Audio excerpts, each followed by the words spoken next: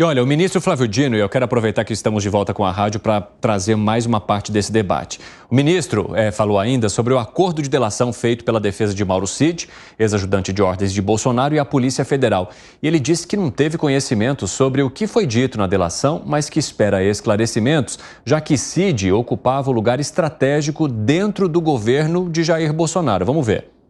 Essa delação foi conduzida até aqui pela Polícia Federal, como a lei permite. Eu não tenho conhecimento concretamente sobre o que o Mauro Cid falou em relação a esse ou aquele fato, mas certamente é uma pessoa que tinha todas as condições de prestar esclarecimentos fundamentais na medida em que ele ocupava um lugar estratégico no poder ou na corte presidencial do ex-presidente Bolsonaro. A nossa expectativa é de que, com o início dos julgamentos e o avançar natural das investigações, nós tenhamos luz completa sobre os terríveis episódios que vieram de antes da eleição e culminaram com a tentativa golpista de 8 de janeiro. Pessoal, eu queria saber de vocês, e aí eu quero jogar essa primeira pergunta para entender como é que vocês pensam sobre o fato de um ministro de um governo atual, que é opositor ao governo anterior, comentando uma possível delação que possa incriminar o ex-presidente Jair Bolsonaro.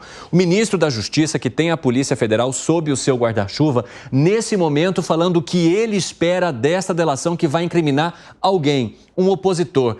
Que mensagem que isso passa para quem está acompanhando essa história no teu ponto de vista, Fábio Piperno? Olha, passa uma mensagem que ele tem grande expectativa, como eu tenho, como você tem. Ele diz, olha, eu não sei, mas eu imagino que, até porque se o Mauro Cid não entregar quem está acima dele ou outros integrantes do governo, ele, obviamente, não vai ter a delação dele consumada. Agora, você acredita que esse ponto do Piperno se resuma a isso mesmo, uma expectativa? O ministro tem uma expectativa ao falar sobre a atuação da Polícia Federal nesse acordo de delação e sobre o que Mauro Cid possa trazer ou não de Jair Bolsonaro, Alan Gani?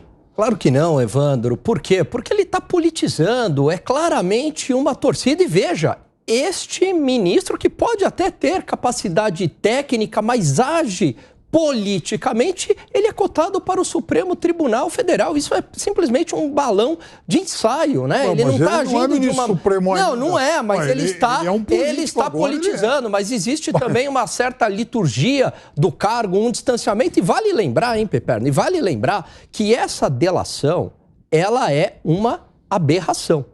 Ela é uma aberração, porque não dá nem para defender que houve o crime de peculato, porque não é que supostamente o Mauro Cid pegou o bem do patrimônio público. Falou. Não, mas a delação foi desenhada dentro deste contexto, né? Tudo indica que foi dentro deste contexto. Aliás, ele é acusado de tanta coisa e de maneira tão frágil que fica até difícil. Frágil para os seus assessores, para os seus aliados. As acusações contra ele são mais do que sólidas, porque tem algumas documentadas. Mas, por exemplo, o cartão de vacinação está documentado. Não é uma ilação, né? A questão das joias, ele participou. Mas não a questão das joias é imoral, mas não é crime. O 8 de janeiro tem documento lá que passa pelo celular dele. O Lawande está no celular dele. Existe um documento, não existe uma ligação concreta deste documento numa relação de causa e efeito do que gerou 8 de janeiro. Tem 50 personagens lá, o Lawande da vida, 50 Lawandes da vida, falando isso. Então, Outro. Não tem foro privilegiado, novamente, não tem foro privilegiado. Ele não tem o foro de função. E detalhe dessa delação. Mantiveram ele preso muito tempo, diferente da Lava Jato, que eu sei que você vai falar isso. Diferente da Lava Jato, né? Porque a Lava Jato... 75% estava solto e aí houve a delação. Apenas 25% estava preso. Agora, diferente da Lava Jato, nesse caso mantiveram preso até o limite e aí... Coincidentemente, na hora que ele resolveu falar, então solta, né? É uma delação pra lá de esquisita. Gustavo Segré. Para mim, o ministro Dino está fazendo uma expressão de desejo. Ele deseja que a delação de Mauro Cid possa complicar ao presidente Bolsonaro.